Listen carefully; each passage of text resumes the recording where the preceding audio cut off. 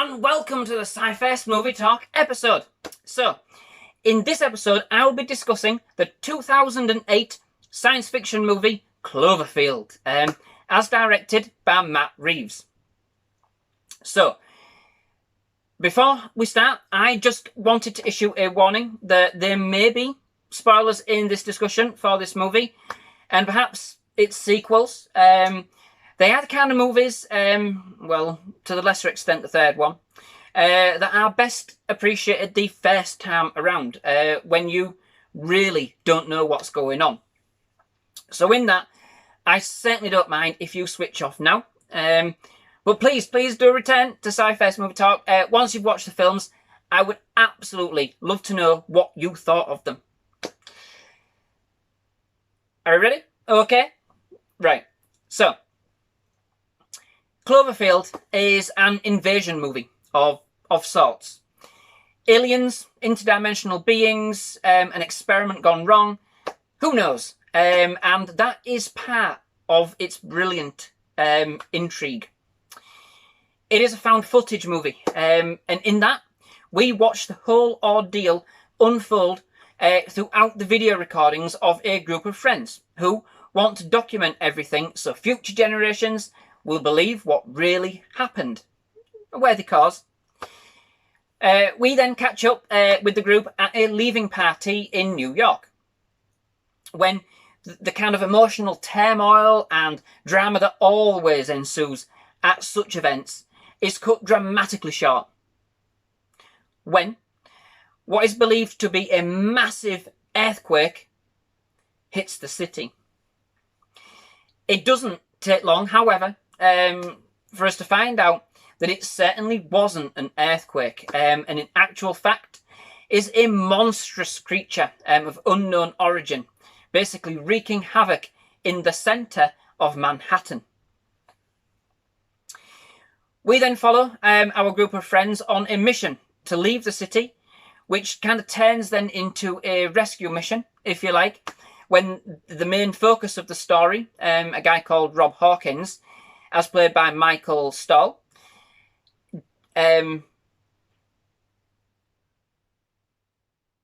finds out that his long-time sweetheart, that's where I want to go, Beth McIntyre, as played by Odette Yustman, is stuck in her apartment across town. Right, there we go, What then ensues is a race against time and an unstoppable and unfathomable force to reunite our star-crossed pair and find a way out of the city before it's too late.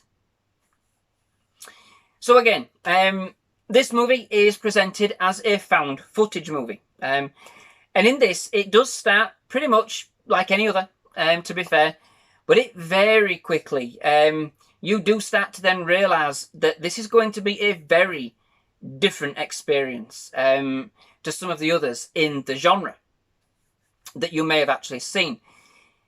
With a movie that it brings you a real build-up of suspense and intrigue, stemming from the fear kind of built upon by initially suggesting it could in fact be based on a terrorist attack. And of course, this kind of hits a nerve in the city in which the film is based upon. But it doesn't play on that for long. It does correct that. The film is very quick to distance itself from this idea in the end, and throughout makes it less about the destruction of the city and more about the plight of the characters that we then start to follow. The film's suspense then really comes from the fact that you never really know what's going on or why things are happening. We learn that yes, there is this creature, and we are teased with quite a few interesting ideas and events in the mix, but nothing more. Keeping the intrigue alive, really from beginning to the very end. And I must say that in this very specific case, the found footage angle actually works really, really well. It is really interesting to see the terror unfold from a real different perspective for a change. Like all found footage movies, however, it really only lets you, the viewer, see exactly what it wants, which is a very different style of cinematography. This, of course, can kind of get some getting used to, you know. You're kind of used to seeing the action on the screen at all the points in time in a real mainstream movie. This movie simply teases aspects of the main antagonist and then quickly shifts the focus off the camera such that all we ever really get is glimpses of it as we're going through. That you're then trying to look and bend and round, but you can't do it because obviously there's nothing there. But it really does keep the intrigue and you as a viewer hooked as a result. But irritating nonetheless, as you really, really do want to see more. I do love the fact that this is a creature feature that for the most part, you know, keeps the science fairly light and breezy. It mostly concentrates on the theories for the creature's existence presented by our group of protagonists, but never ever confirms or denies any of these ideas. The special effects, well, those that we do actually get to see are actually amazing. There's some really iconic moments in this movie, such as the Statue of Liberty's head rolling across one of the streets. They are fantastically constructed and presented seamlessly as part of the overall story. The monster that they have created here is truly terrifying. Thankfully, the cameraman we follow throughout the movie had something much better than the camera that I'm using to record this review. However, in saying that, one of the film's slight downsides, to be honest, is the fact that, you know, other found footage movies, they make an attempt, well, most of them actually are, to appear lower budget, to offer a sense of realism, potentially. However, it is very evident from this film that this is a big budget production, from the cinematography itself, the special effects, to the fact that the film opts to use a number of known actors opposed to other found footage movies, which generally, to be fair, do opt to use actors which are relatively unknown.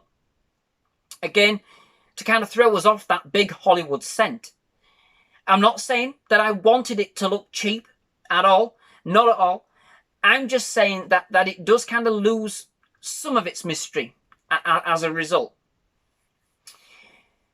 One of the biggest and most off-putting things for me, really, about the film, and I'm sorry to say, the choice of cameraman. You know, we have to live with that cameraman for the duration of the film. This being one of Rob's friends, Hudson Platt, as played by T.J. Miller, who couldn't be more irritating, especially, you know, like I said, since he's the main voice we have to listen to throughout the movie.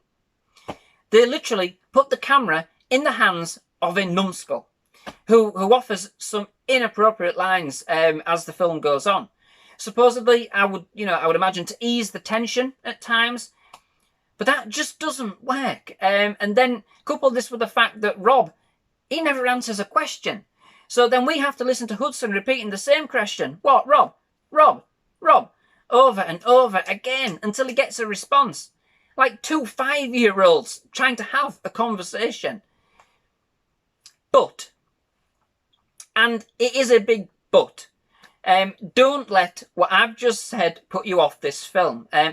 You can zone this non-essential chatter out as you go throughout the movie. And really, apart from the party intro sequence, which is, if I'm honest, a bit droll, once the attack starts, which doesn't take long, it never really lets up.